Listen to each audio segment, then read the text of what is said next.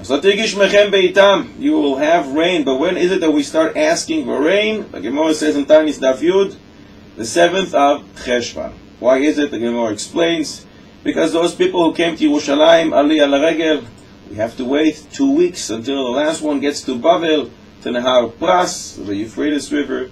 It takes 2 weeks, so we wait for 2 weeks before we start asking for rain, but we should ask. People also come Aliyah Laregel for Pesach. So why is it that we don't stop asking for the rain 2 weeks before Pesach, so they won't get wet on the way to Beis Hamikdash? Just like we ask that it shouldn't rain, that we don't ask that it should rain when they leave Beis Hamikdash on the way home, perhaps.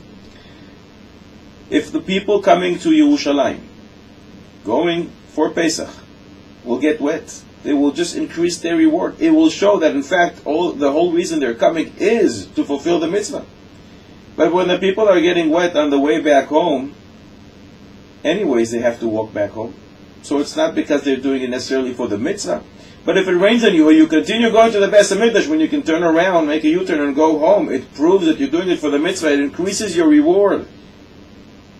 Once you did the mitzvah, we don't want you to run back home, because that's going to show that as if it was a burden, it was something unpleasant. You're running away. Just like you're not allowed to run out of the shul, you shouldn't run back home after doing the mitzvah. So we don't want it to rain, so the people walking back shouldn't run.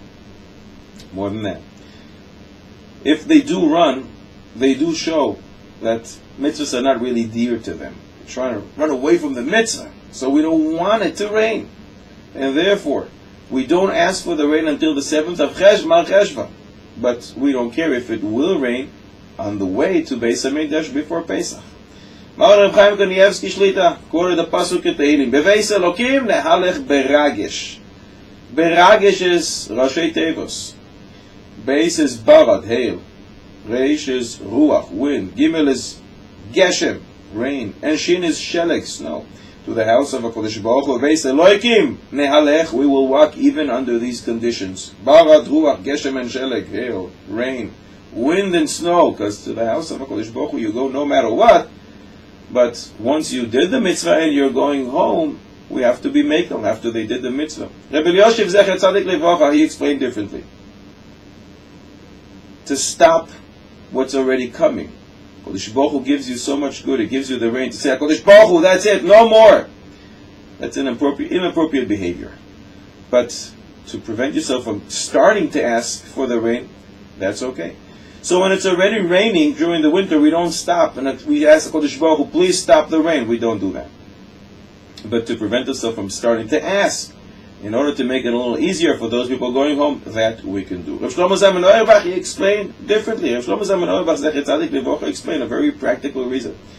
When people are coming for Sukkot, coming to Beis Hamikdash, they're still wearing their summer clothes.